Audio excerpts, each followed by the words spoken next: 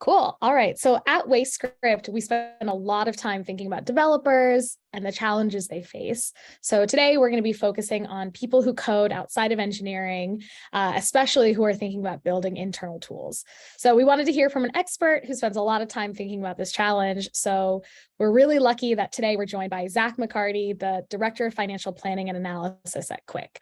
If you haven't heard of Quick, Quick is a really cool hospitality staffing provider. They connect food and beverage professionals with businesses and send shifts in real time.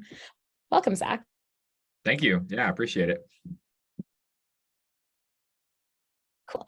So start off with, tell us a little bit about your role. So what is financial planning and analysis?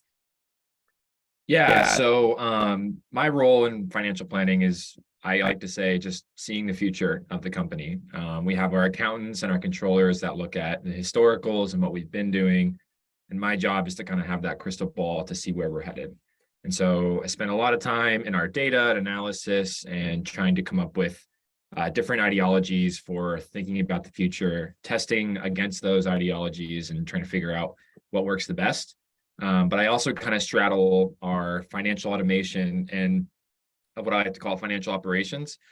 So anything that is related to accounting and finance that is automated or needs automated, that's something that I do as well. Okay, that makes a lot of sense. And so speaking of those automations, can you give us a sense of what are some of those automations or other tools that you use in your work? Yeah, of course. I think the biggest example in my role today is around our invoicing and accounting system. So we have an internal tool that we use for generating invoices, sending invoices, and editing those invoices. Now, that invoicing system serves as kind of a sandbox, and we have to synchronize what's in that sandbox to our actual ERP, our accounting system. We use QuickBooks Online. And so in our business, given that it's staffing and it's based on clocking in, clocking out, there are a lot of instances where the invoices change. You know, we reduce someone's time or someone forgot to log a break. And so when an invoice changes in that sandbox, it has to change in the accounting system as well, so that we have awareness of what is our revenue, like what is our accounts receivable at today. And so that's one instance where we use a lot of automation to make sure that's being synced over. We also use automation to inform customers that they have an outstanding invoice or to inform them their payment method has failed. So those are some of the financial related things that we use automation for. Okay, that makes sense. So a lot of it is connecting data sources, letting customers know about what you're finding, all of that. Yeah, of course. Yeah, that makes sense. And are there any tools or automations that you wish you had that would make your life a little easier? Yeah, a ton. I think within QuickBooks, it's very difficult to do things in bulk. And so there are a lot of instances where I wish I could delete a lot of things. And it's almost kind of forced me to learn the QuickBooks API a bit more, because I can do them programmatically. It requires a little bit of dev time, but I wish there was a tool that kind of sat on top of QuickBooks and allowed you to kind of take action in bulk. But yeah, we also use Zapier very heavily to kind of help us with things. That is the closest thing to kind of that drag and drop automation builder. It gets you so far, but there are certain limitations of it that, I really wish we could do, but it just requires a little bit more kind of custom coding to get those things done. Yeah, that makes sense. And so it's not just like out of the box, fully functional, does what you need. Yeah, but that's honestly a big void that WayScript has helped us fill. So taking those kind of custom code scripts that I've written, it sucks to every day like get on the computer and run it locally. And I've been able to use WayScript to kind of host those in a virtual environment, have them run on a schedule every day so that, I'm not manually going through script by script and having to execute them on my own. WayScript is something that like I envisioned in my head of like, oh, I really wish this existed because I have all these things that I do every day. And when I finally found you guys, I was like, wow, this is an answer to my prayers. This is exactly what I was looking for. Awesome. I mean, that's what we love to hear, in general. I imagine. So good to hear that we were kind of solving that need. I think, going back to what you said about sometimes you need dev time to do things, or like you said, you have to just learn the entire QuickBooks API. What would you say are some of those challenges? Were those some of the biggest challenges that you face with setting up these tools, or what are some of those challenges? Yeah, so I think and just needing dev time is a challenge because our company is got a lot of features in the pipeline, and those are all kind of centered around, our product and what we do for our customers. So trying to convince a developer to stop what they're doing over there and help me with like a QuickBooks thing, it's hard to justify. So it's kind of why I've had to learn a lot of these things on my own. I think out of the gate, every kind of platform or software has a different method of authentication for using the API. QuickBooks uses OAuth 2, and there's just a lot of kind of back and forth, API token handshakes that have to happen. And that I think has been the biggest piece for me is understanding, okay, like how does QuickBooks authenticate? How does Asana authenticate? How does this and that authenticate? And once I get through that gate, it tends to be a lot easier. But for someone that is not a full stack developer like me, it takes a little bit of time to understand like what to do. Yeah, for sure. Like just getting access to those data sources at all. Yeah, getting access and maintaining access, because a lot of these you'll get an API token and then it'll expire. And so you have to kind of figure out how to constantly refresh that token, store it somewhere. And so, like I said, I can figure it out, but someone that's been going to school in software engineering, computer science, like they might be able to do a lot faster, but I don't have that luxury. So I've had to learn a lot on my own. Totally. That makes sense. And, you talked a little bit about, all right, just getting dev time, pulling dev time off of core features is challenging. When do you decide that it's important, or what do you do when you're like, I need dev time? What's that process like to get engineering help? Yeah, so we actually do a really good job of kind of MVPing solutions to things in a Zapier or a WayScript or something super low code or hacked together. Yep. And then if we can convey the value that this automation or this solution is bringing, then we can start to have a conversation around, okay, like maybe we put engineering resources into bringing this into our actual product. And our internal invoicing tool is a great example of that. Okay. We were using a separate SaaS kind of invoicing tool and had a lot of automation kind of hooked up to it to facilitate the day-to-day invoicing process. And then finally we got to a certain point of scale. We were like, all right, we just need to build this on our own.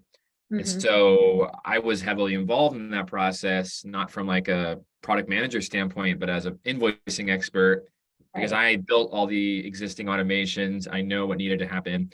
And so really to answer your question, it's how can we convey the value of a solution in a very MVP type format? Totally. And if it's going to be something long-term that's going to solve and add value to the company, then we'll bring it into the dev team to make it more integrated into our existing systems. Yeah. And so it's really about proving that, hey, this is already working at like some scale, and now we just need to kind of grow that. Yeah. I mean, everybody has ideas every day of, we should be doing this in the app. We should be doing that in the app. And, it's one thing to just blurt out an idea, and it's another thing to like kind of MVP it out. And so it's one thing I really love about our culture here is like anyone can innovate and experiment, but we're not going to action on every single idea. And so if you can prove the value, then we can entertain it. Totally. And the best way to do that is just like build a lightweight version of it yourself, show it. Exactly. Totally. That makes sense. Thinking about, obviously you, really script savvy, really kind of thinking about experimenting and building that together. What about the rest of your team? Like, how does the rest of your team interact with your automations and with your tools that you build? Yeah, so our team, I mean, we're really SQL heavy. And the reason everybody uses SQL is we love Zapier. I would say that we're probably among the top 10 or top 1% of customers of Zapier, because it provides us this visual kind of easy drag and drop way to solve problems really fast. Yeah. We come across a lot of random issues every day. And as I mentioned before, like we can't have development, the engineering team stop what they're doing and focus on every single issue. Right. And so I would say our team is more than most teams, pretty universally SQL savvy. Our account managers, they want to understand certain things about their accounts. Like they might just go to SQL to get the data straight from there. Our sales team members, they might want to know, oh, what's my commission looking like? They might put a SQL query together. Our ops managers, on the finance team, I'd probably say I'm kind of the strongest in that sense, but yeah, we're using Zapier all the time. Yeah. And that's kind of where my relationship with WayScript began, is that I was a power user of Zapier and I just hit a limit. I hit a limit of like, I need this to take it to the next level. And it was actually with using HubSpot. So we use HubSpot for our CRM. Yep. I was needing to take data in the database, and I basically wanted to every couple hours like refresh our CRM with that data, and that couldn't be done with Zapier at the time. So I was running a local script every day, and then finally came across WayScript and was like, wow, I could just stick this here and it'll do it every day. And it's been amazing. That's awesome. No, and also, I love the idea of like sales people just being like, all right, what's my commission running this kind of script? And so do people share the scripts around, or are people just writing their own tools basically? How does the distribution of those tools work? Yeah, it's I would say it's done pretty informally at this point. Yep. I think a lot of people they kind of have what they need in their mind, and they'll have those scripts kind of saved on their computers. Yeah. And it's honestly a problem, because sometimes when we're trying to report on something, if someone is maybe a little bit newer to the language, they might, have a query that's a bit inaccurate. So like when you're reporting on revenue and stuff, one person might have one number, another person might have another. So we really tried to take away the need for as much SQL, and by building like BI tools like Looker. We're doing some stuff on the finance side that's like connecting a lot of our financial systems together. Yeah. Because at the end of the day, it's great that everybody knows SQL, but if everybody's writing it differently, it can cause confusion. Totally. That makes a ton of sense. Great. Well, just to close out, is there any advice that you would give to other FP&A leaders or just other people, especially in your department, who are just getting started on their internal tools journey?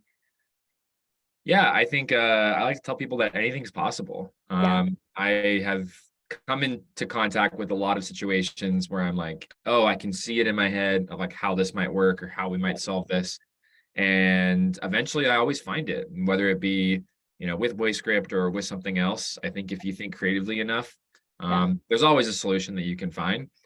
I think in the FP&A space, the reason I was brought into FP&A was not for a finance background, but more for my kind of technical savvy. And I think it's really beneficial as someone in finance to have the capabilities to, get data out of a database, set up new financial tools. I use automation, SQL, Python every day in my finance role. And I think that's pretty unique for an FP&A person. And so I would recommend anyone who is even a bit interested to maybe crack their knuckles a little bit and learn something different, because it'll really help. Totally. I mean, it sounds honestly like the future is code, obviously. And the more that you're able to feel comfortable writing it and deploying those kinds of scripts and creating those own automations, just the more helpful you are, regardless of, it sounds like, what your actual technical training is. Yeah, absolutely. And anybody can learn too. Like I said, we're a very SQL savvy company. Like most people come in with absolutely no experience in automation or code or anything. And so seeing so many people start from scratch and be able to write code confidently and build stuff on their own, it's been really cool. So anyone can do it. Anything is possible. I'll leave off with that. Cool. Well, that's a great spot to leave off. Thank you so much, Zach, for joining us today. Perfect. All right.